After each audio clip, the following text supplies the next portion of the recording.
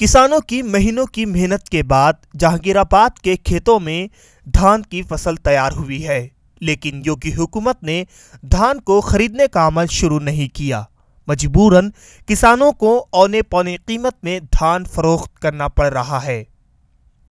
हमारे पूरी तरह से किसान का नुकसान है धान की खेती में। ठीक, समर्थन मूल्य बढ़ाया गया 200 रुपया, खाद पे प्रति कुंटल पे बढ़ा दिया गया 800 रुपया, 400 रुपया प्रति बोरी पे बढ़ाया गया है। 200 रुपया बढ़ाया है और 800 रुपया कुंटल हमारा किसानों से खाद में लिया गया है। धान का उत्पादन कम हुआ है पर साल से, और किसान खाली मर नहीं रहा है, बस इतनी परेशानी है। 1 नवंबर से तौल चलनी थी और आज 14 तारीख हो गई है, डायरेक्ट भी धारा नहीं तोला गया मंडी में।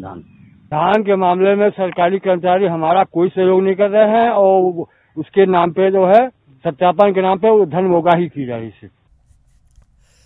हुकूमत की मौजूदा पॉलिसी से किसान तबका खुद को ठगा हुआ महसूस कर रहे हैं।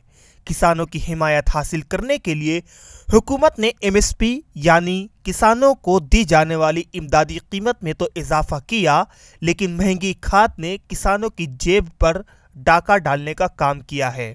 हम लोगों को जो किसान की नीतियां जैसे क्रय नीति है, इनकी 1700 कुछ रुपए की आई है, जो कि इस साल अभी इन्होंने चालू ही नहीं किया। हम लोगों का बुआई का सिस्टम चल रहा है रबी की फसल का, तो हम लोग करीब 1100 रुपए कुंटल का धान बिचौलियों के हाथ या फुटकर बनियों के हाथ बेच करके अपने किसी तरीके से खेती को बो रहे हैं।